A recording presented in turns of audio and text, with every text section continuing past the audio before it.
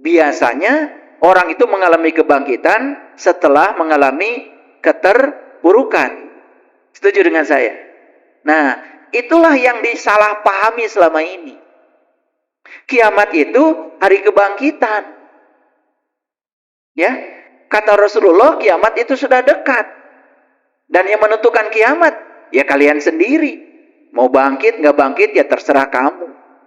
Dan biasanya, sebelum kebangkitan, diawali dengan proses kehancuran. Itu yang dipahami, sehingga kiamat itu hari kehancuran alam semesta.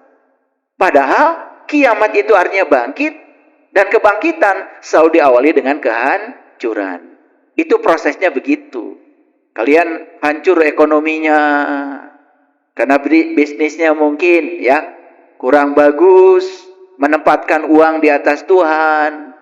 Lalu Tuhan yang maha pencemburu itu mengingatkan, kamu bisnisnya kurang sehat nih, menempatkan uang di atas segalanya, sehingga kamu menghalalkan segala cara untuk memperoleh uang banyak. Tuhan tidak ridho, ya sudah, hancur dulu tuh bisnisnya, supaya bangkit kesadarannya. Gitu. Timbulnya bangkit itu setelah kehancuran. Tetapi kemudian oleh kita dipahami seolah-olah ya kejadiannya benar-benar begitu. Padahal itu kan bahasa simbolik. Nanti saya tunjukkan ayatnya ya dalam Al-Quran. Sesungguhnya awal agama itu adalah makrifatullah, mengenal Allah. Segala puji hanya milik Allah. Energi universal, sang kehadiran, sang keberadaan, yang meliputi semesta raya, meliputi seluruh bentuk, meliputi ruang kosong tanpa batas, meliputi seluruh bintang, meliputi seluruh planet, meliputi seluruh makhluk. Dia adalah daya semesta yang memberikan kehidupan pada semuanya. Dia hadir bersama kita saat ini, meliputi seluruh sel dalam tubuh kita, memberikan daya kepada kita. Dia adalah tubuh batin kita sendiri. Dia yang telah mengantarkan kita ke tempat yang penuh berkah. Dia yang telah memberikan kemampuan kita melihat, mendengar, memegang, melangkah. Dan semua kemewahan itu dipersembahkan karena cintanya kepada kita. Mari kita puji Dia dengan membaca hamdalah. Alhamdulillahirabbil alamin. Mari kita rasakan kehadirannya. Fokuskan pada tubuh batin kita. Belajar merasakan dayanya dari dalam. Belajar hening sejenak. Rasakan detak jantung kita. Rasakan aliran energi lewat nafas kita.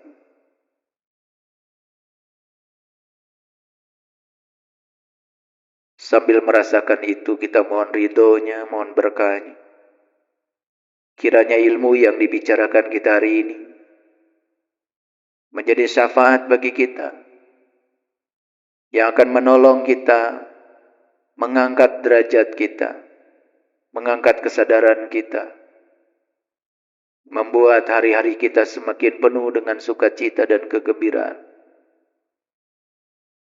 membebaskan segala kehampaan batin kita, menjadi cahaya bagi kegelapan jiwa kita, seraya menyapa asmanya dengan kelembutan dan cinta, dengan membaca basmalah. Bismillahirrahmanirrahim.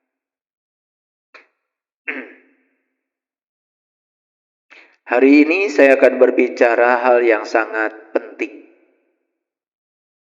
yaitu tentang kebangkitan. Dan kebangkitan ini adalah hak semua jiwa. Hak. Artinya, setiap jiwa itu di ruang dan waktunya pasti akan mengalami kebangkitan. Soal waktu saja. Ada yang cepat, ada yang lambat. Itu aja perbedaannya. Karena Allah sendiri mengatakan, yahdillahu linurihi mayyasha. Aku akan menunjukkan kepada cahayaku siapa yang aku kehendaki. Dan siapa yang akan dikehendaki oleh Allah? Ya mereka yang punya kehendak. Orang yang tidak punya kehendak sampai kapanpun, dia tidak akan dikehendaki. Ya gitu-gitu aja hidupnya. Sebelum saya memasuki kajian ini, saya ingin bercerita sedikit tentang astronomi. Karena banyak manusia yang mengira bahwa yang namanya alam semesta itu seolah-olah hanya bumi ini aja. Padahal kalau kita lihat potret dari teleskop Hubble, teleskop James Webb punya NASA, ternyata jumlah bintang di alam semesta ini miliaran. Bahkan mungkin triliunan. Setiap bintang punya planetnya sendiri-sendiri. Setiap planet punya satelitnya sendiri-sendiri. Contoh sederhana aja. Salah satu dari yang ada di galaksi Bima Sakti, itu ada matahari. Matahari itu bintang. Nah ternyata di sekitar matahari ini ada beberapa planet. Salah satunya adalah bumi kita. Dan ternyata bumi kita juga punya satelit, namanya bulan. Dan ternyata setiap planet juga punya satelitnya masing-masing. Hasil perhitungan astronomi di satu galaksi saja, ini namanya galaksi Bima Sakti. Planet yang kayak bumi ini diperkirakan jumlahnya tidak kurang dari 250 miliar buah. Yang kayak bumi ini. Sehingga setiap hari ditemukan planet-planet baru yang layak untuk hidup. Ada super bumi, ada bumi, macam-macam. Sedangkan galaksi itu jumlahnya juga miliaran. Di satu galaksi saja, planet yang model bumi ini ada 250 miliar buah. Karena jaraknya sangat jauh, lalu kita tidak menyaksikannya, tidak bisa menyaksikannya dengan mata telanjang. Harus menggunakan teknologi, menggunakan teleskop.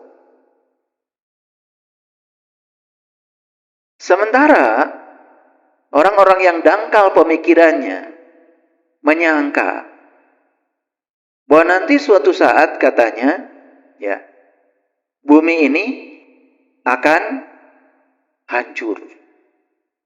Disebut saja namanya kiamat.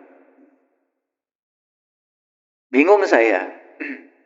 Kiamat sendiri aslinya bahasa Arab al-qiyamah. Al-qiyamah itu artinya adalah berdiri, bangkit. Loh kok kalau cerita kiamat selalu cerita kehancuran alam semesta? Kan berlawanan. Bahasa Arabnya sendiri al-qiyamah. Itu artinya bangkit, artinya bangun. Kok diartikan hancur? Kan membingungkan itu. Pertanyaannya, yang hancur tuh yang mana? Dari sekian banyak bintang, sekian banyak planet, yang hancur yang mana? Terus kalau bumi kita, tempat kita tinggal hancur, karena memang dihancurkan oleh manusia, hutannya dibabat oleh manusia. Semua kandungan bumi, batu bara, timah, besi, emas, aluminium, seng, semuanya digali. Yang tersisa cuma lubang-lubang saja di bumi ini, ya bumi ini suatu saat juga pasti lenyap. Dan bumi juga asalnya tidak ada. Bahkan bumi dengan matahari aja Beda usianya sudah 6 miliar. Matahari yang kita saksikan sekarang itu usianya diperkirakan 12 miliar tahun. Dan bumi ini diperkirakan usianya sekarang sekitar 6 miliar tahun. Dan alam semesta ini terus mengembang. Bahkan sekarang pun mungkin di tempat lain sedang tercipta bintang-bintang baru. Sedang tercipta planet-planet baru. Begitu menurut ilmu astronomi. Nah, sekarang kalau bumi ini hilang, terus bagaimana dengan kita? Bukankah jiwa-jiwa kita ini ya abadi? Bukankah jiwa-jiwa kita abadi, seabadi ilahi? Kalau bumi ini hilang aja mataharinya, pasti semua kita akan mati. Tapi yang mati apanya? Kan tubuh saja. Kan jiwa kita akan keluar dari tubuh. Ketika jiwa keluar dari tubuh, kan jiwa akan terus melanjutkan proses perjalanan jiwa. Dan pasti akan ada tubuh baru. Mungkin saja ada kehidupan baru di planet yang lain selain ini. Begitu seterusnya. Jadi yang disebut dengan kebangkitan itu, ya, pada saat jiwa ini sudah keluar dari tubuh yang lama, kemudian memasuki tubuh yang baru, sehingga ada kehidupan yang baru, itu termasuk salah satu kebangkitan. Karena memang jiwa harus melakukan perjalanan terus menerus. Bisa paham? Ya? Baik. Nah, lalu kebangkitan yang saya maksud di sini itu tidak sekedar itu. Saya mau bicara kebangkitan dalam konteks yang jauh lebih luas dari itu. Oleh karena itu, sebelum saya memasuki kajian inti dari kajian hari ini, seperti biasa saya ingin menjelaskan dulu dari sisi tata bahasa, dari sisi etimologinya, supaya kita semua mengerti. Kebangkitan itu kan berasal dari kata bangkit. Itu kata dasarnya. Setuju ya? Oke. Seperti saya bilang tadi, kebangkitan itu dalam bahasa Arab al-qiyamah. Kata dasarnya adalah qiyam. Qiyam itu artinya bangkit. Qiyam itu artinya berdiri. Makanya ibu bapak lagi tidur, bangun, melaksanakan sholat tahajud. Kan disebutnya juga qiyamul lail. Qiyam itu bangkit, lail itu adalah malam. Bangkit tengah malam. Namanya qiyamul lail. Ya toh? Begitu. Nah, jadi kata dasar dari kebangkitan itu adalah bangkit. Bangkit itu ada dua. Bisa bangkit secara fisik, bisa bangkit juga secara figuratif dalam sisi bahasa. Bangkit secara fisik, sederhana aja. Ya. Bapak Ibu sedang apa sekarang? Sedang duduk. Ya. Coba bangkit semuanya. Coba bangkit semuanya. Tuh. Ya kan? Tuh. Ada yang lambat, ada yang cepat ya. Itu. Jadi bangkit itu artinya apa? Berubah posisi kan? Ya toh? Dari duduk jadi berdiri. Kan gitu. Itu namanya bangkit. Jadi bangkit itu secara umum adalah berubah posisi. Bangun dari posisi duduk menjadi berdiri. Hancur nggak Bapak Ibu? Enggak kan? Enggak hancur kan? Iya. Sekarang duduk lagi. Saya cuma ngetes saja. Ini pada sehat apa tidak gitu ya. Ya. Tadi ada yang cari pegangan ya. Cari pegangan. Nggak apa-apa. Dites ya. Makanya sehat itu bukan tidak sakit, Ibu Bapak. Ya. Sehat itu tidak sama dengan tidak sakit. Sehat itu ya kita bisa bergerak selincah anak-anak. Itu sehat namanya. Ya. Jadi kalau mau berdiri, berdiri. Mau lari, lari gitu. Nah, sehat itu begitu. Selincah anak-anak. Tidurnya sepulas anak-anak. Ya, gitu. batinnya pun semerdeka anak-anak. Itu sehat itu namanya. Ya. Ya, itu. Anak-anak itu kan berantem. Habis itu tetap main lagi. Nah, itu sehat namanya. Ya. Kalau kalian kan habis berantem seumur-umur ya, terus aja dendam. Nah, ini nggak sehat. Nggak sehat. Makanya sehat itu seperti anak-anak. Ya. Makanya dalam sebuah kitab, ya, kitab suci dikatakan, kamu tidak akan pernah memasuki surga sebelum kamu menjadi anak-anak. Jadi surga itu ya itu, ya. Waktu kita anak-anak dulu, ya, ketika kita mengawali awal kehidupan. Makanya saat kita lahir ke dunia, mengawali kehidupan kan disebutnya Adam. Maka Adam itu bukan manusia pertama. Adam itu awal manusia. Dulu kan kalian begitu. Saat lahir ke dunia, gak tahu apa-apa, tidak bisa apa-apa, tidak punya apa-apa, bukan siapa-siapa. Kan kalian gampang tertawa dulu. Ya, ya. Sekarang setelah punya apa-apa malah susah. Takut kehilangan, betul nggak? Dulu kan kalian nggak punya pasangan, nggak cemburu dulu, betul nggak? Setelah punya pasangan jadi susah. Mulai cemburu, takut kehilangan, betul nggak? Pergi sebentar, ditanya-tanya, kan jadi susah kan? Betul nggak? Coba. Nah, bagaimana caranya kita mengembalikan diri kita menjadi anak-anak? Kita harus menjadi orang yang merasa tidak tahu apa-apa, merasa tidak punya apa-apa, merasa tidak bisa apa-apa, dan merasa bukan siapa-siapa. Coba, orang yang merasa dirinya siapa, lihat tuh, susah kan? Di jalan aja pengen paling dulu, pakai nguing gitu. Ya, orang penting mau lewat. Padahal semua orang kan di semesta ini penting. Betul nggak? Iya. Cuman merasa dirinya seolah-olah paling penting. Nyampe kantor juga paling main catur. Tapi di jalan merasa paling penting. Itu. Ya kalian lah modelnya kayak gitu kan. Kecuali saya. Jadi kebangkitan itu bisa secara fisik. Ya, tadi udah dialami. Nah, kebangkitan itu bisa juga secara figuratif. Misalnya, bangkit semangatnya setelah mendengar kajian. Bangkit semangatnya setelah ada orang yang menginspirasi. Dan biasanya, orang itu mengalami kebangkitan setelah mengalami keterpurukan. Ulangi ya.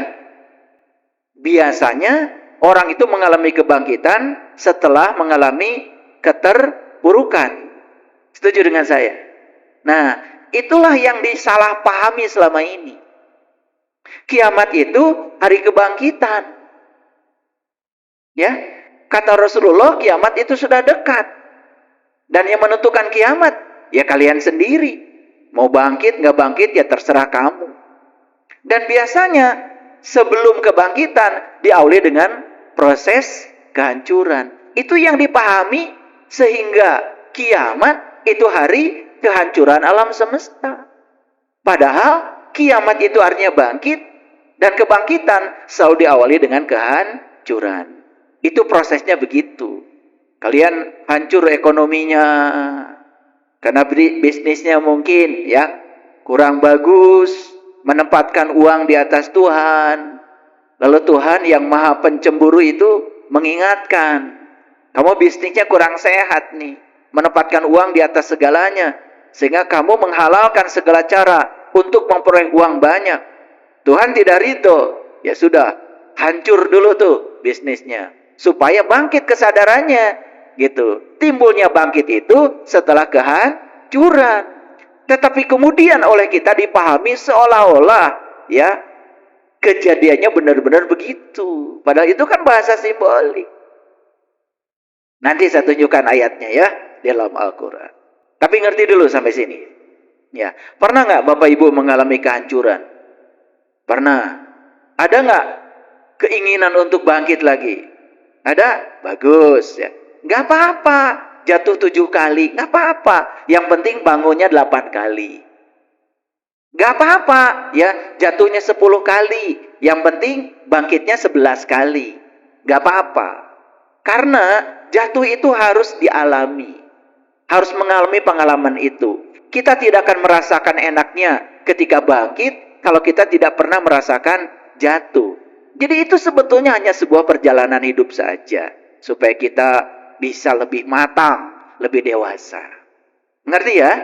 Kenapa ada pemahaman ya hancurnya alam semesta dikaitkan dengan kiamat? Nah, padahal itu bahasa simbolik. Konteks yang sebenarnya kebangkitan itu akan terjadi kalau kita sudah mengalami kehancuran. Betul nggak? Hancur rumah tangganya, ingin bangkit lagi, menata ulang dari awal. Ada nggak yang gitu? Ada yang gitu? Atau dibiarkan aja? Nah, makanya hari kebangkitan itu yang menentukan kita sendiri. Mau bangkit atau tidak, ya terserah Anda, kata Tuhan. Bisa mengerti sampai sini? Oke, kalau ngerti ini pelan-pelan ya. Seperti biasa, kecepatan ceramah saya masih 2 km per jam. Masih banyak polisi tidurnya nih, ya. Jadi, bangun dari tidur, bangun dari duduk. Ya.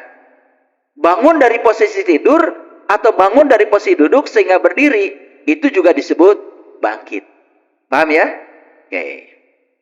Nah, ada yang mengatakan kebangkitan itu hidup kembali. Sering disebut bangkit dari kubur. Nah, ini juga sering didangkalkan. Bangkit dari kubur seolah-olah ya, dari kubur katanya kubur yang dimaksud benar-benar tanah. Padahal kalau sudah hancur tubuh ini, sudah menyatu dengan tanah, bagaimana bisa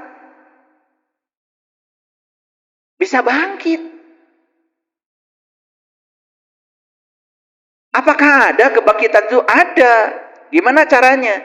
Tubuh ini setelah menyatu dengan tanah, diserap dulu oleh akar, jadi pohon, jadi buah. Begitu kan? Ya, jadi singkong, jadi ubi, lalu dimakan oleh manusia.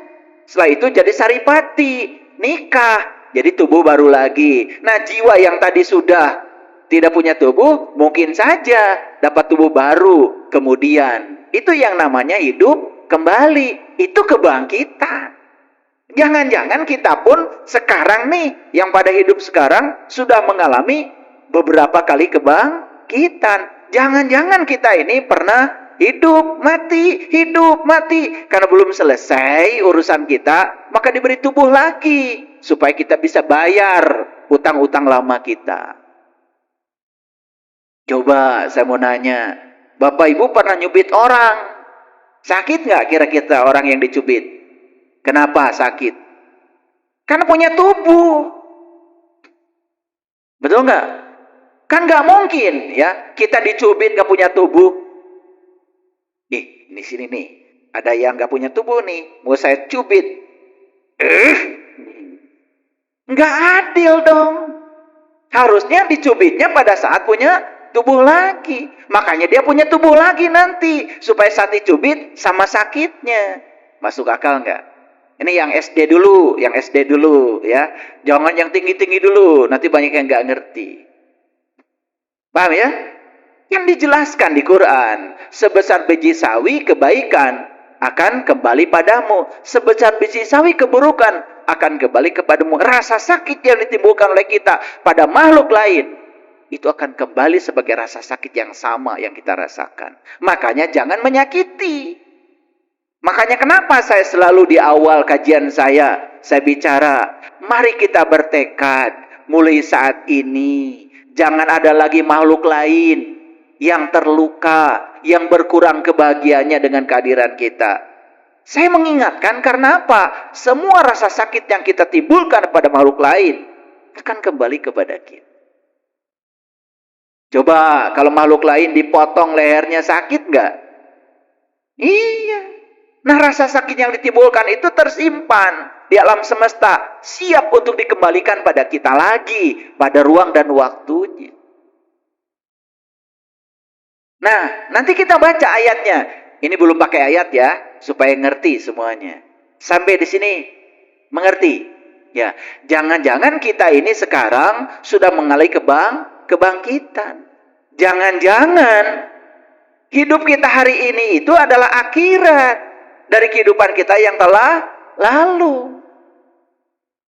Jangan-jangan kebangkitan itu sudah kita alami berkali-kali. Karena kehidupan kita hari ini adalah akhirat dari kehidupan kita yang telah lampau. Coba Bapak Ibu, ada yang pernah ditipu nggak sama orang? Ada. Oke. Coba pahami, kok dia bisa nipu saya? Dan yang nipu orangnya itu. Yang ditipu bukan tetangga saya, kok saya? Itu pasti ada kaitan karma dengan kita. Orang yang menipu kita hari ini kepada kita, jangan-jangan dihadirkan semesta untuk melunasi utang kita. Kita pernah menipunya di kehidupan yang dulu dan sekarang dihadirkan bersama di sini. Sudah dibangkitkan, sudah hidup kembali. Makanya hari ini bisa jadi adalah akhirat dari kehidupan kita yang telah lalu. Ini kita masih mikirin akhirat. Nanti lagi. Padahal hari ini kita sedang menjalaninya. Nah, makanya walal akhiratu khairul laka minal ula. Pasti, ya, hari ini tuh akan lebih baik dari hari kemarin. Pasti. Karena apa? Semua peristiwa yang terjadi di semesta ini tiada lain adalah kebijaksanaan Allah, cinta Allah demi membersihkan jiwa kita dari segala utangnya sehingga kita bisa kembali memenuhi ayat innalillahi wa inna ilaihi rajiun. Asalnya suci, kembali menjadi suci kembali setelah dilunasi semua utang-utangnya. Masuk akal? Masuk akal? Saya tanya dulu, punya akal? Oh ya, alhamdulillah kalau gitu ya. Salah pertanyaan saya. Punya akal ya? Kalau punya akal, masuk akal sekarang. Itu berarti saya percaya. Ya. Karena yang nggak punya akal nggak masuk-masuk, akalnya aja nggak punya. Oke, lanjut ya. Pelan-pelan ya. Udah mulai ngerti ya. Jadi gerakan perubahan itu juga kebangkitan. Bangkit ekonomi dari krisis itu juga kebangkitan. Pernah nggak kita mengalami krisis moneter tahun 98, betul? Iya. Wah, terpuruk ya ekonomi semua. Dolar juga terpuruk. Kemudian bangkit. Nah, itu juga kebangkitan. Jadi kebangkitan itu bisa jadi adalah perubahan. Nah, kita butuh kebangkitan yang hari ini, di sini, sekarang, bukan kebangkitan yang nanti. Karena hidup bukan nanti, hidup itu di sini, hari ini, sekarang. Saya mau nanya Bapak Ibu. Bapak Ibu bernapas nggak? Kapan?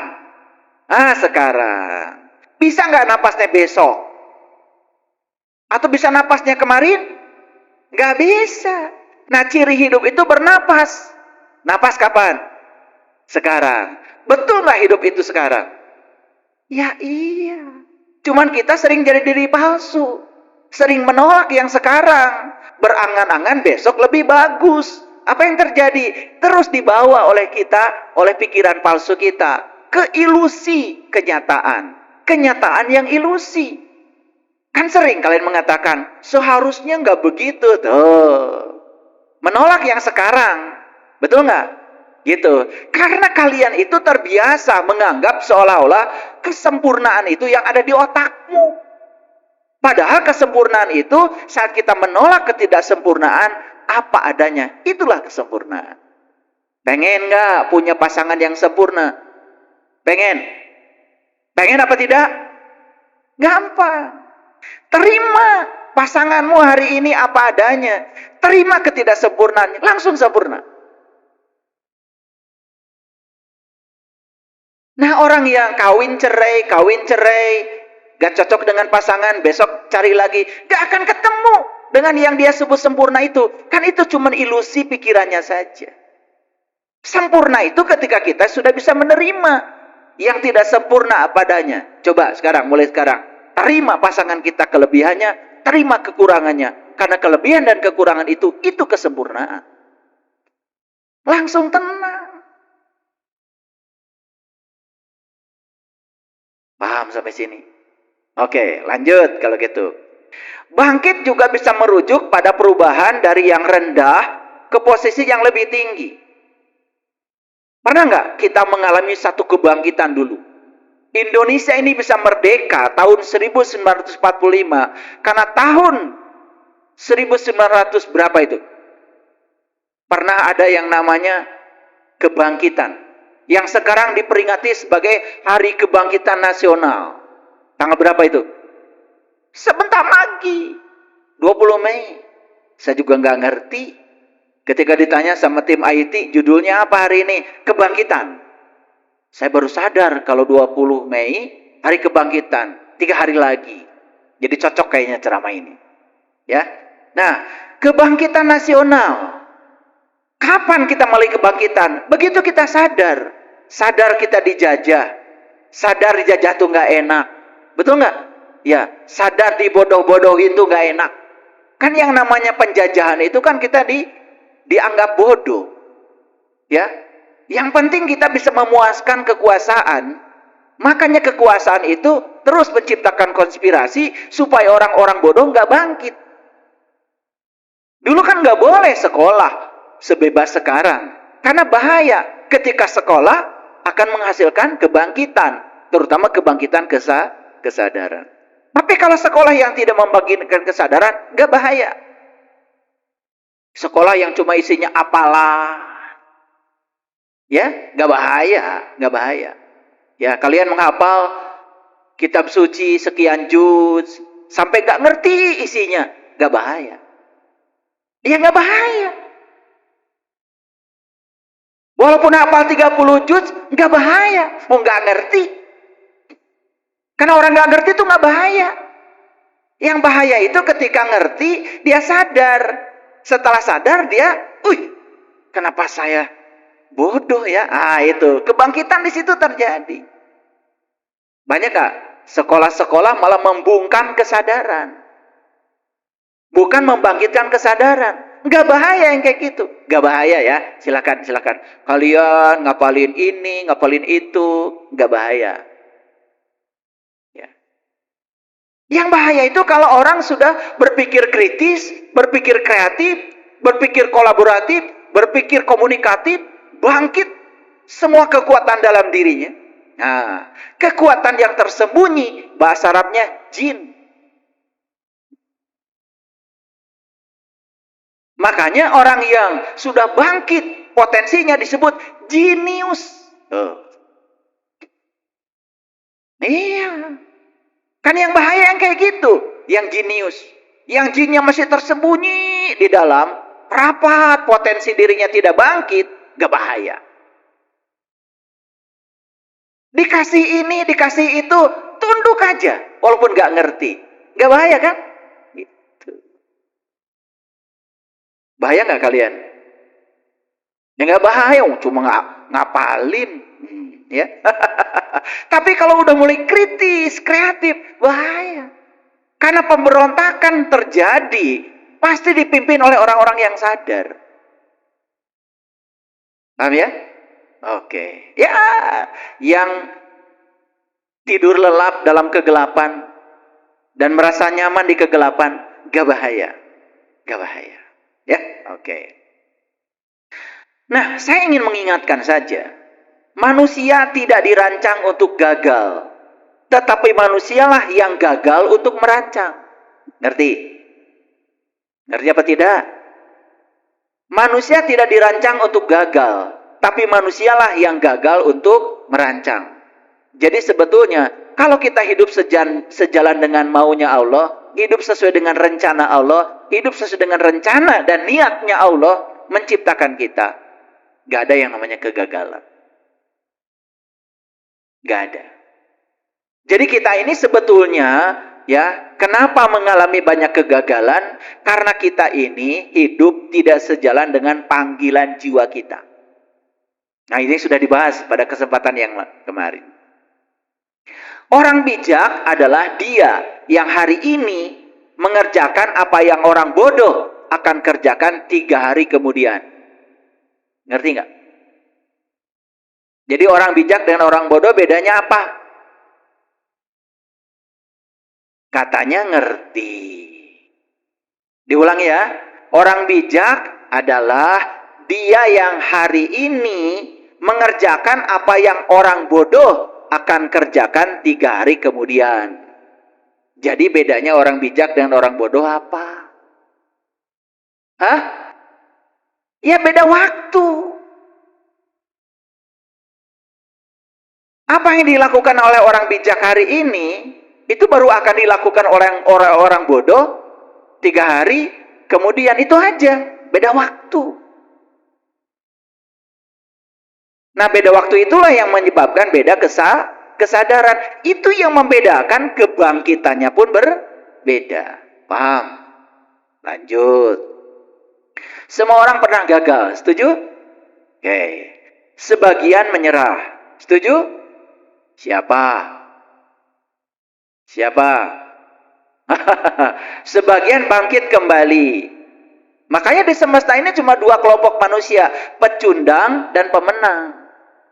Siapa pecundang? Saat ada kegagalan, gak mau bangkit. Siapa pemenang? Saat ada kegagalan, dia bangkit. Ya sudah, kegagalan hanya keberhasilan yang tertunda. Begitu aja. Kira-kira Bapak Ibu masuk pecundang atau pemenang? Hebat. Keren ya. Ya, gak apa-apa. Kadang-kadang kebenaran itu harus dilahirkan oleh kesalahan. Gak apa-apa. Ya. Jalani aja. Lanjut dulu. Seseorang yang mampu bangkit setelah jatuh adalah orang yang lebih kuat daripada seseorang yang tidak pernah jatuh sama sekali. Bagus nggak? Jadi jatuh tuh bagus nggak? Bagus. Ada pengalaman. Makanya orang yang mampu bangkit setelah jatuh lebih kuat daripada orang yang tidak pernah jatuh sama sekali. Coba ya. Orang kayak saya ini. Sekeluarga 11. Saya anak ke-7. Gagal saya mau jadi anak bungsu. Karena punya adik lagi 4. Ya, mau manja-manja gimana coba? Bapak saya bilang, kalau sepatumu nggak dicuci, ya pakai aja sepatu kotor. Kalau baju seragammu yang satu-satunya nggak dicuci, ya pakai aja seragam kotor. Tidak ada baju dicucikan ibu, dibajukan bapak, nggak ada cerita. Bahkan untuk makan pun, ya, tidak selalu tersedia di rumah, harus mencari sendiri. Kira-kira beda nggak dengan anak yang selalu difasilitasi? Beda nggak? Beda. Saya jatuhnya sering banget, sehingga kuat. Nah, anak yang nggak pernah jatuh, orang tuanya khawatir. Main sebentar aja, pergi, udah dicari. Harus di rumah terus. Coba, jadi kuat nggak? Enggak. Makanya hidup itu harus alami. Harus alam. Jadi saya bersyukur ya. Saya bersyukur karena saya telah dipilihkan orang tua terbaik untuk kelahiran saya. Dan lewat beliau itulah, ayah ibu saya menjadi saya yang hari ini. Saking sering jatuhnya, sering bangkitnya, maka jadi kuat. Pergi ke Bandung naik truk, orang lain naik bis, mau sekolah. Ya, nyampe di Bandung ya nggak punya uang, orang lain kos, saya tidur di masjid. Tambah kuat kan? Orang lain tidur di kasur, saya tidurnya di tikar. Waktu istri saya, calon istri saya, berkunjung ke tempat saya, nanya, mana kasurnya? Nggak ada. Lemarinya, ya cuma di pojokan aja, ada bekas bungkus kardus Indomie. Nah, saya nggak perlu lemari, bajunya nggak ada. Kardus Indomie aja nggak penuh. Lah bajunya cuma batik dan cut bray. Waktu itu mewah itu. Mewah.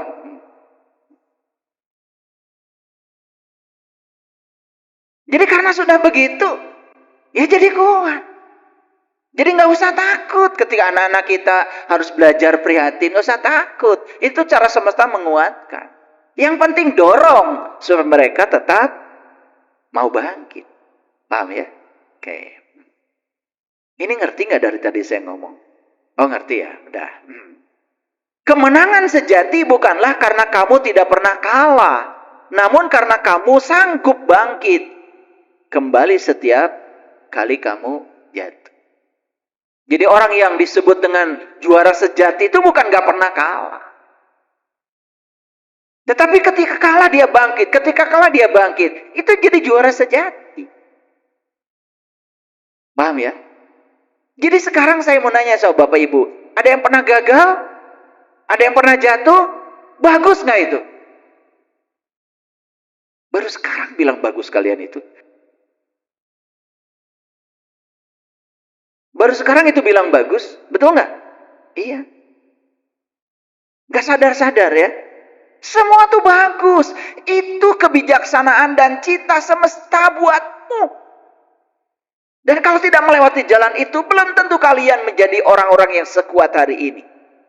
Belum tentu kalian menjadi orang-orang yang sehebat hari ini. Itu cara semesta sedang memproses kita. Luar biasa. Sekarang bisa melihat gak? Semuanya adalah kebijaksanaan dan cinta kasih Allah. Bisa melihat? Bagus. Bagus. Udah mulai sadar. Ada potensi untuk bangkit.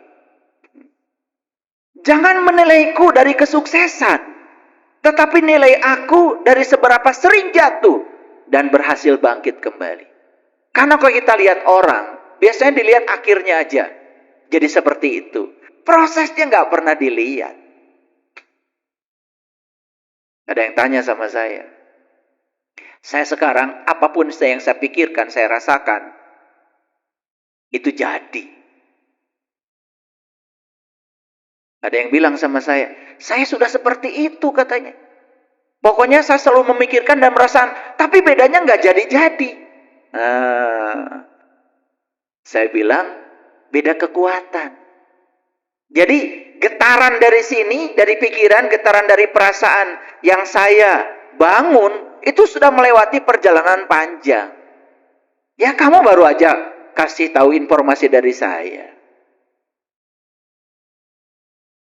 Rasanya sudah sama kok. Saya berpikir begitu, merasa begitu. Tapi bedanya kok nggak jadi. Itu karena getarannya belum selaras dengan getaran semesta. Pikiran, perasaan itu energi. Energi adalah vibrasi. Energi adalah frekuensi. Itu semua adalah getar. Saya membaca sebuah artikel yang sangat luar biasa. Para ilmuwan di New York. Tahu New York? Di mana coba? Ciparai? New York. Di mana kira-kira? Hah? Ilmuwan di New York sudah membuktikan bahwa ternyata cahaya bisa diubah menjadi materi. Mereka sudah berhasil menciptakan akselerator. Akselerator itu dari kata acceleration. Akselerasi itu artinya percepatan.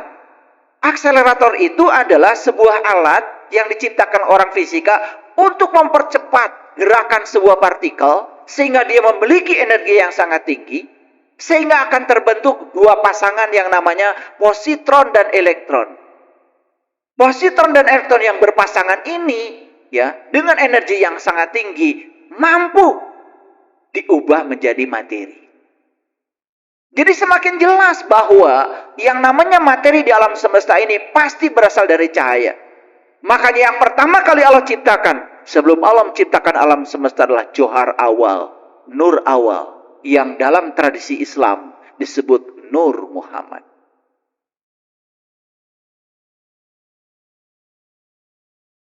Jadi sains dengan spiritual itu makin bergandengan.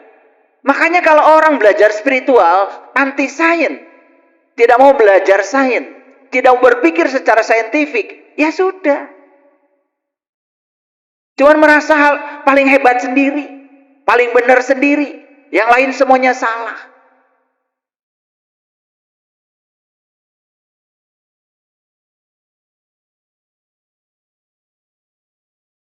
Jadi ada orang kerja, nggak saya ceritakan tempatnya di mana. Yang jelas yang kerja ini karyawan saya. Datanglah tuh, ya seseorang. Beliau ini kerjanya, ya suka ngasih ceramah lah di masjid-masjid, gitu. Lalu, ya diskusi dengan pegawai saya. Diskusinya apa? Seputar dunia dan akhirat. Jadi saya datang, saya memperhatikan diskusi itu.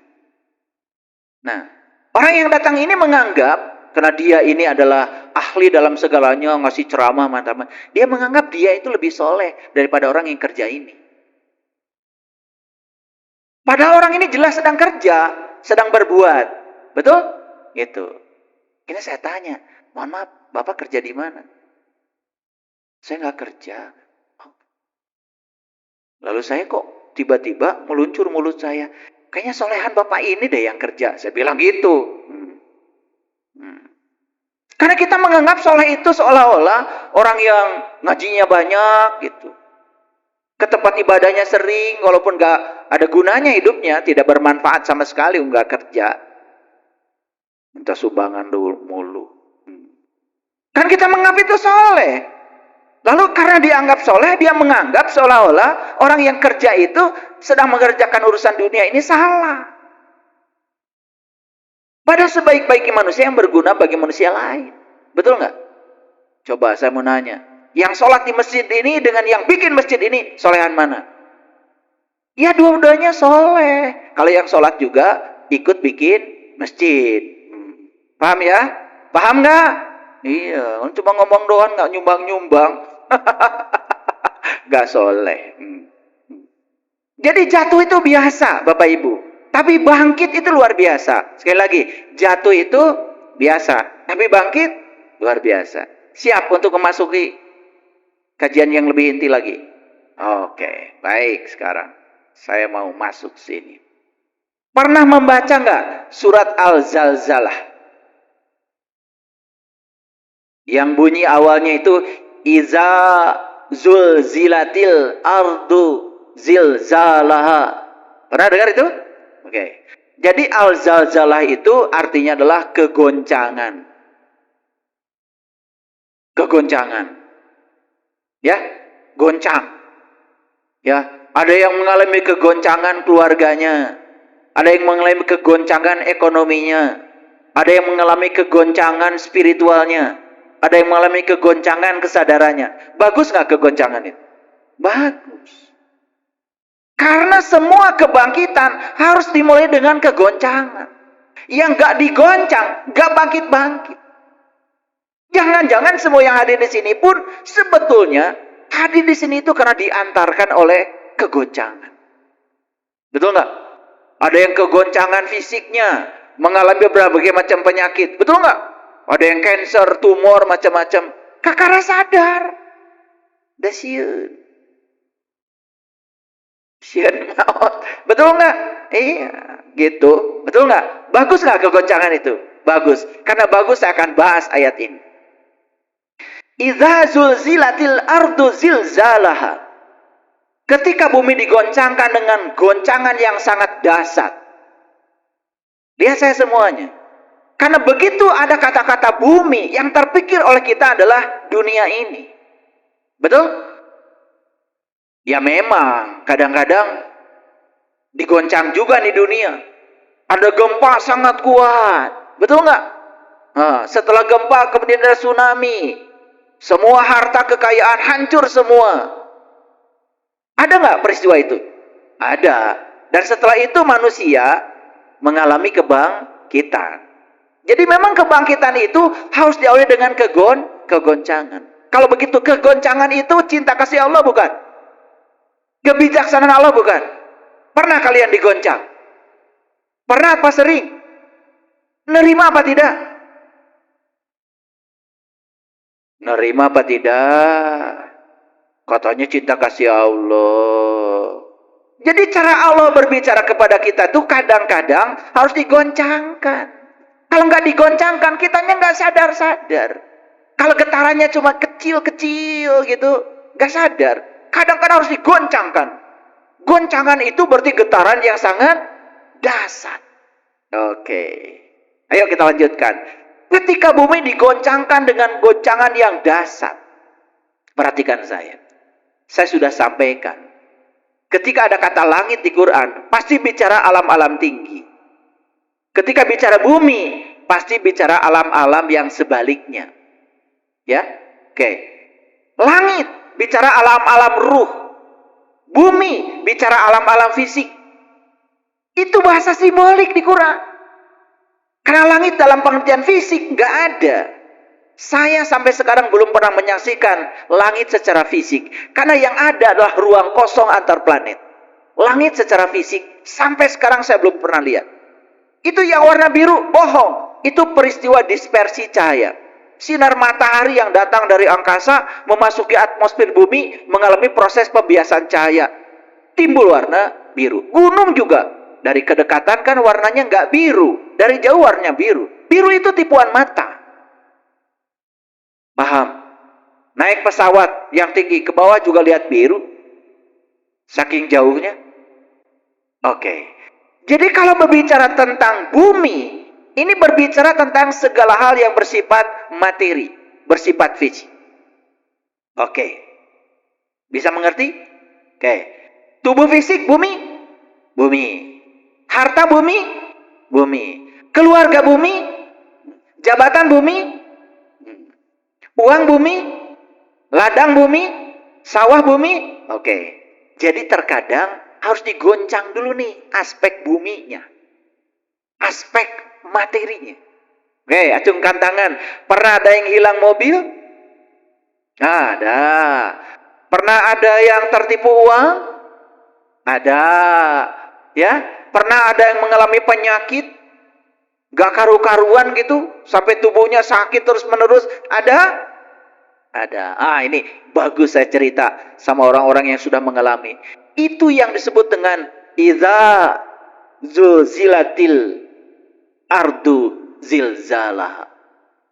Itu adalah goncangan bagi bumi. Karena apa? Kalau tidak digoncang materinya, ruhaniyah kita nggak bangkit.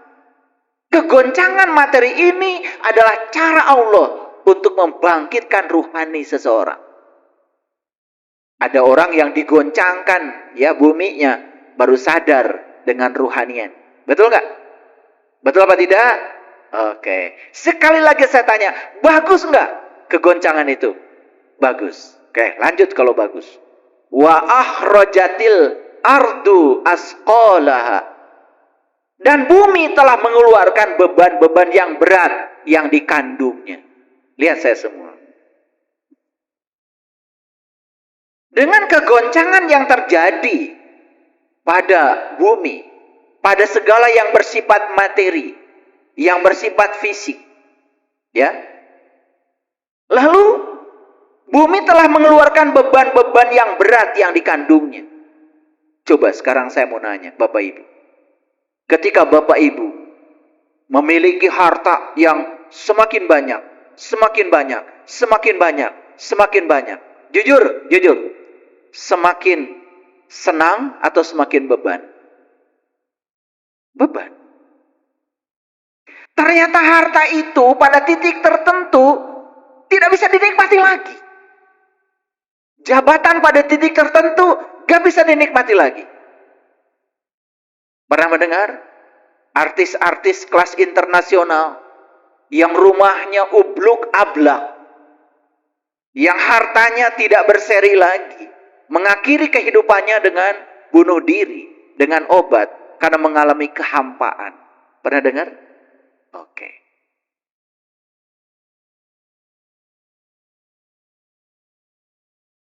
Itu kan cerita yang sangat bagus. Betul nggak? Oke. Saya pernah mengalaminya. Rumah saya banyak waktu saya masih usia sangat muda. Jadi kalau hari Minggu itu, Sabtu Minggu, saya beberes di rumah ini. Sabtu Minggu berikutnya, saya beberes di rumah ini. Sabtu Minggu berikutnya, beberes di rumah ini. Bayar listrik juga jadi banyak. Pajak juga jadi banyak. Beberesnya juga jadi banyak. Saya baru sadar. Setelah semuanya hilang.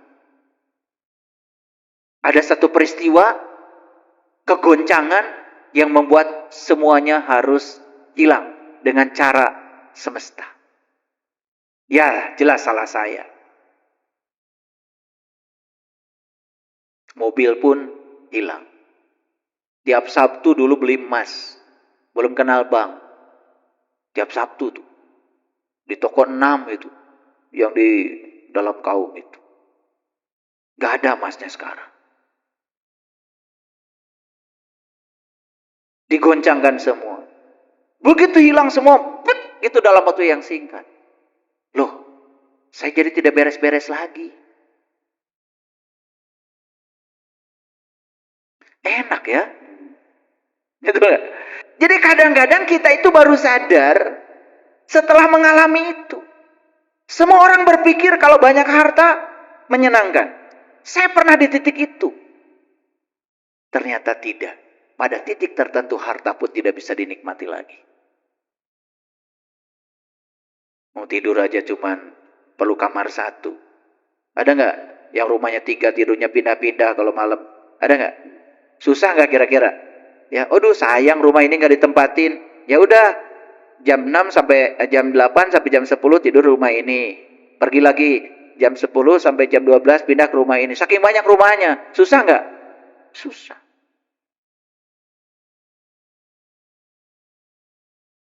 Jadi ternyata pada titik tertentu, ketika kita sudah merasa terbebani dengan semua ini, harus dilepaskan. Pada titik tertentu jabatan pun tidak bisa dinikmati lagi. Betul nggak? Coba yang jabatannya tinggi, mau makan dengan keluarga aja nggak ada waktu. Betul nggak? Kalian yang nggak punya jabatan, enak kan makan di mana aja kan? Betul nggak?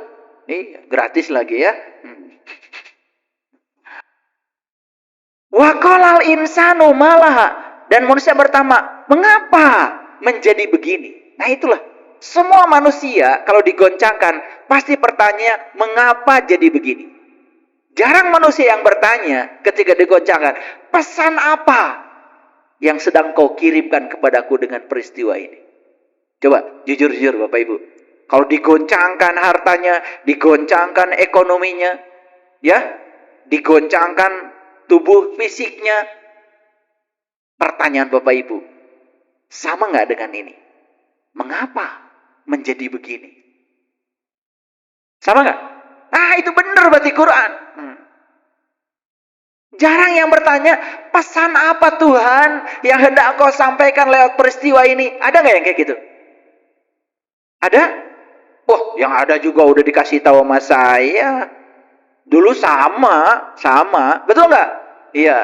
Ah, kalian sama. Pasti kalau digoncangkan paling juga ngomongnya, aduh, menikir-kir teuing. Pasti begitu. Betul nggak? Saya udah tahu dari wajahnya. Menikir-kir teuing, Gusti. Betul nggak? Iya. Ya sama, yang laki-laki juga yang ketawanya paling kencang sana sama sama kalian di sini sama. Jadi Quran itu memang luar biasa ya. Waqalal insanu malah, dan manusia bertanya, mengapa begini?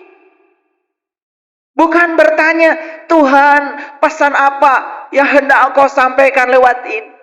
Nah, setelah ngaji kesadaran dengan saya, pertanyaan kalian akan berubah. Sadar kalau kegoncangan itu bagus. Sadar kalau kegoncangan itu dalam rangka Tuhan melepaskan semua beban-beban kita. Melepaskan semua ikatan-ikatan kita. Ingat kembali, dulu saat kita tidak punya apa-apa, merdeka kita. Saat kita tidak tahu apa-apa, merdeka kita. Saat kita tidak bisa apa-apa, merdeka kita. Saat kita tidak merasa siapa-siapa, merdeka kita. Begitu semuanya sudah terjadi yang sebaliknya, disitulah kita mulai susah. Bahkan, pagar pun harus tinggi. Pakai kawat berduri. Jika perlu disetrum. Betul nggak? Iya. Makanya ada yang pasang begitu, dia sendiri yang kena. Betul nggak? Modar itu. Betul nggak? Takut kehilangan hartanya. Kesetrum sendiri. Betul nggak? Iya. Sampai sini ngerti? Pernah nggak Bapak Ibu baca ayat ini? Pernah ya? Ya. Oh, apalagi bulan Ramadan ya. Kalian baca ayat ini berkali-kali kan? Sampai nggak ngerti bukan? Iya. Wa qolal insanu malaha. Semua manusia pasti bertanya, mengapa begini? Mengapa jadi begini? Kieu-kieu teuing sama. Gak ada yang menganggap bahwa itu kebaikan. Tidak menganggap Tuhan, aku percaya di balik ini ada Engkau. Engkau sedang mengajarkan cinta dan kebijaksanaan lewat peristiwa ini. Ajarkan Tuhan, pesan apa yang hendak Kau sampaikan kepadaku. Saya juga sama. Baru sadar dan bertanya begitu setelah mengalami berbagai kegoncangan. Memang tidak ada yang instan Bapak Ibu. Makanya kalau ada orang yang mengajarkan, yuk belajar spiritual dengan saya, cespleng, itu pasti bohong. Bohong. Gak ada. Tidak ada yang instan. Semua by proses. Tapi kita kadang-kadang terlalu tinggi ekspektasinya. Ingin cepat bisa, ingin cepat berhasil, prosesnya tidak mau dilalui. Itu yang terjadi ketika orang belajar spiritual tidak sabar. Ngilang. Ngilang. Makanya saya tidak heran. Orang yang pengen cepat bisa, teramati oleh saya. Ini 2 bulan juga hilang. Bener itu 2 bulan, belum udah hilang. Seumur jagung itu. Jagung berapa bulan ya? 3 bulan. Kurang dari umur jagung itu. Jadi teramati ya, teramati. Di sini juga teramati ya, teramati. Belajar sama Saiful Karim. Malah disuruh belajar menerima apapun apa adanya. Buat apa? Lebih baik belajar sama orang yang bisa mempertahankan jabatan saya seumur hidup. Kalau mau belajar begitu silahkan datang sama orang-orang tukang bohong. Tenang Pak, sediakan aja kambing hitam, ayam hitam, bubur hitam, sebangsa hitam lah, betul nggak? Nanti ya jabatan Bapak insya Allah tambah hitam. Ya orang yang suka menjanjikan begitu ya tidak bisa mengajarkan hukum alam, menjanjikan yang ilusif, itu jelas bohong. Tidak ada yang abadi. Semua akan mengalami perubahan, bahkan semua akan berakhir. Justru harus diajarkan kepada orang itu adalah kesiapan dia untuk bisa menerima perubahan. Makanya kalau ada pejabat yang datang kepada saya ajarkan, siap-siap Pak, Bapak tidak akan menjabat selamanya. Belajar melepaskan kemelekatan dari sekarang. Jabatan itu hanya sementara Pak. Gitu. Nggak ngaji lagi. Tapi kalau datang sama orang, tenang Pak. Pokoknya, kalau Bapak selalu dengan saya, tenang. Jabatan Bapak abadi. Wih. Orang yang sedang melanggar hukum alam itu. Betul nggak? Tapi kalian memang modelnya begitu. Saya tahu. Betul nggak? Ya. Ada orang yang jualan sama saya, datang pada saya. Apa profesinya? Jualan Pak. Nih, jualan itu kadang sukses, kadang gagal. Kadang untung, kadang rugi. Itu hukum alam dalam jualan. Siap-siap. Ketika kamu sedang di atas angin, jangan terlalu sombong. Ketika sedang jatuh, juga jangan terlalu jatuh. Jaga perasaanmu di titik yang datar supaya kamu gak sakit. Jadi kalau pengusaha datang pada saya ajarkan untuk belajar menerima sukses dan kegagalan dengan cara yang sama. Tapi kalau datang sama orang pinter dalam tanda kutip, imah gitu boga. Tenang. Pokoknya nanti Bapak sukses terus kalau belajar dengan saya. Tuh, kadang-kadang kalian tuh aneh-aneh ya. Mau belajar kaya sama dukun, rumah aja nggak punya. Nih coba periksa akal itu. Punya akal ya?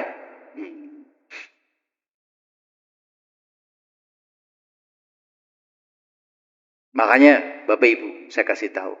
Kalau ingin punya anak-anak nanti aktivitasnya dalam dunia spiritual, dunia keagamaan, saya kasih tahu. Mereka harus punya pekerjaan. Biar nggak dilecehkan. Ya, kalau mau ngajarin agama harus kaya. Ya, biar nggak difitnah nanti. Kita sumbangan. Iya, ada kritik. Katanya tokoh-tokoh agama itu kerjanya cuma nganjurin sodako. Dia sendiri nggak pernah sodako. Ya kan itu kan kritik yang bagus. Betul nggak? Harusnya yang nganjurin duluan. Paham? Oke, lanjut dulu. Ya.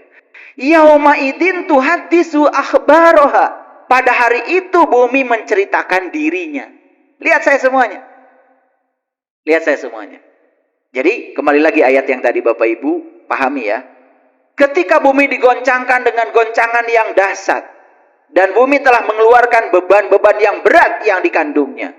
Dan manusia bertanya, mengapa begini? Ya, sampai situ? Nah, lanjut ayatnya, luar biasa. Yauma idzin tuhaddisu akhbaroha. Pada hari itu bumi menceritakan dirinya. Jadi pada saat kegoncangan itu sebetulnya kegoncangan itu sedang menceritakan kita. Coba, ada yang digoncang oleh penyakit. Sedang cerita siapa? Cerita kita. Ini loh cara hidup kamu. Ini loh cara mengelola emosi kamu. Ini loh cara bicara kamu. Ini loh cara berpikir kamu. Ini loh cara makan kamu. Ini akibat dari semua perbuatan kamu. Setelah tergoncang dengan penyakit, baru sadar. Makanya hebat Quran itu. Yauma idin tuhaddisu akhbaroha. Pada hari itu bumi menceritakan diri. Lihat Bapak Ibu saya. Semua kegoncangan yang terjadi pada diri kita, pada dasarnya sedang bercerita siapa diri Anda. Silahkan. Ada yang digoncang ekonominya. Tanya, dari mana sumber kekayaan? Kenapa harus lepas? Kenapa uang tidak rindu bersamamu? Tanya. Nah, jadi ada PR buat Bapak Ibu. Bukan sekedar tahu kalau kegoncangan itu bagus. Tapi sekarang PR-nya, setiap ada kegoncangan, lihat cerita apa di balik kegoncangan itu. Ada yang digoncang keluarganya? Ada? Ada? Oke. Pertanyaannya, kenapa suami saya begini? Kenapa istri saya begini? Itu pasti cerita tentang diri kamu. Gak usah menyalahkan siapa-siapa. Itu cerita tentang diri kamu sendiri. Hebat gak Quran? Hebat gak? Sudah ketampil gak pesannya? Ya. Bi anna rabbaka auhalaha. Karena sesungguhnya Tuhanmu telah memerintahkan kepadanya. Jadi, peristiwa yang terjadi pada kita yang menggoncangkan itu diutus oleh Tuhan untuk bercerita.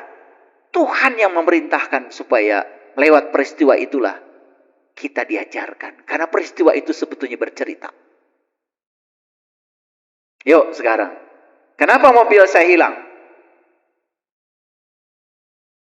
Ada ceritanya di situ. Mungkin karena kita terlalu melekat pada mobil, dipakai enggak, terus aja dicuci. Kata Tuhan, sangat berbahaya bagi kamu. Udah kalau gitu diutuslah seseorang pinjam mobil, hilang tuh mobilnya. Bisa begitu? Bisa. Luar biasa. Saya kalau lagi menjelaskan Al-Quran ini, tubuh saya ini bergetar-bergetar.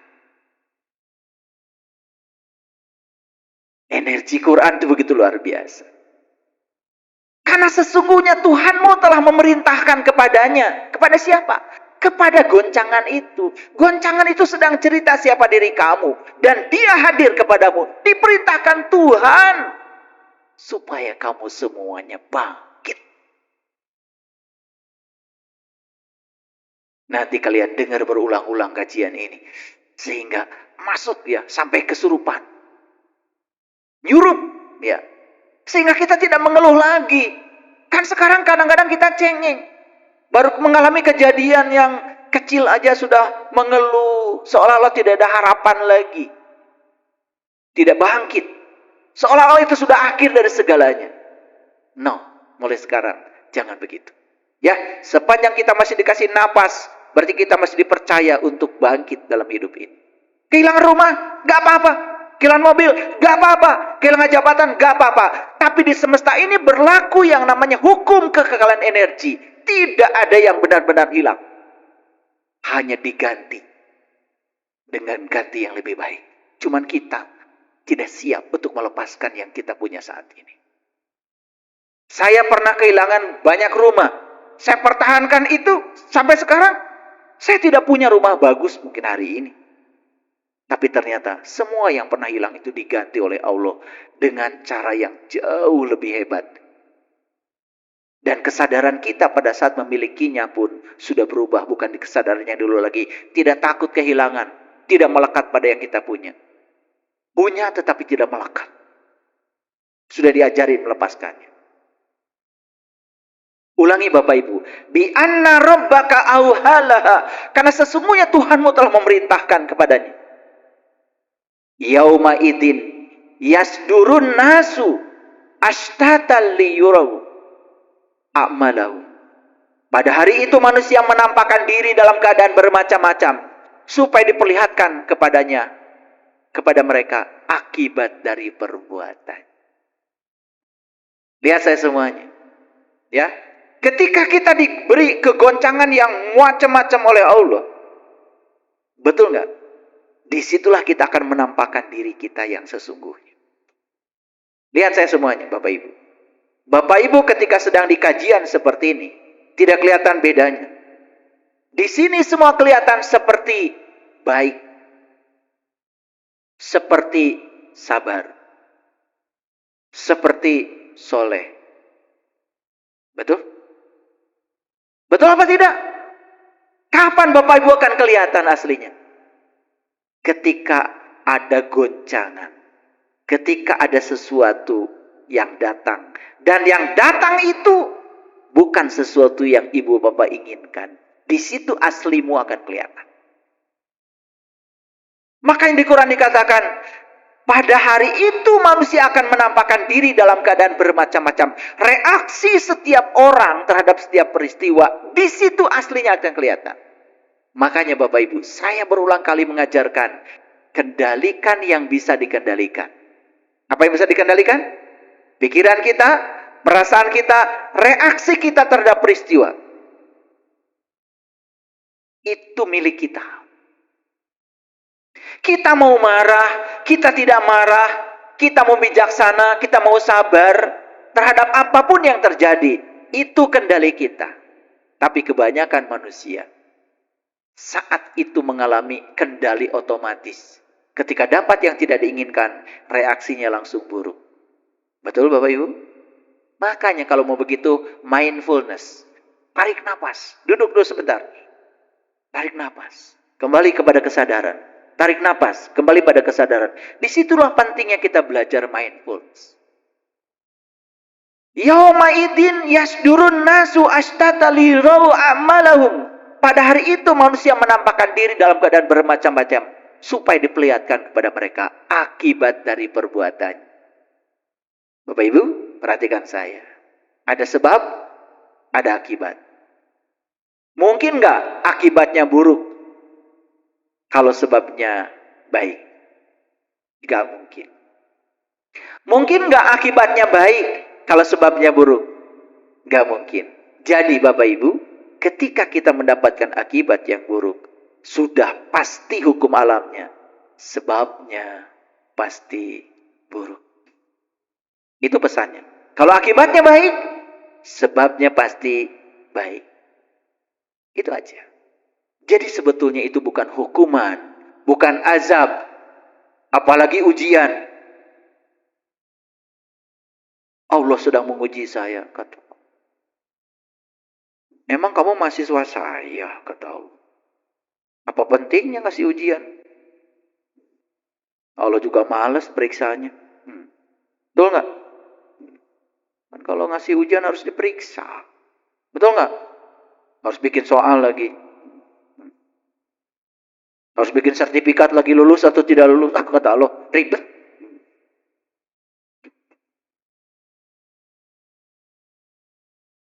Amin. Kalian kan suka begitu. Wih, saya lagi diuji sama Allah. Kayak yang bener aja. Disinilah Bapak Ibu puncaknya. Perhatikan. Famay ya'mal biskola darotin khairai yaro. Wa may ya'mal miskola darotin syarai yaro. Barang siapa yang mengerjakan kebaikan seberat zarah pun, niscaya dia akan melihat akibatnya. Dan barang siapa yang mengerjakan kejahatan sebesar zarah pun, dia akan melihat pula akibatnya. Semua akibat yang terjadi dalam kehidupan kita dari sebab yang ditimbulkan oleh kita.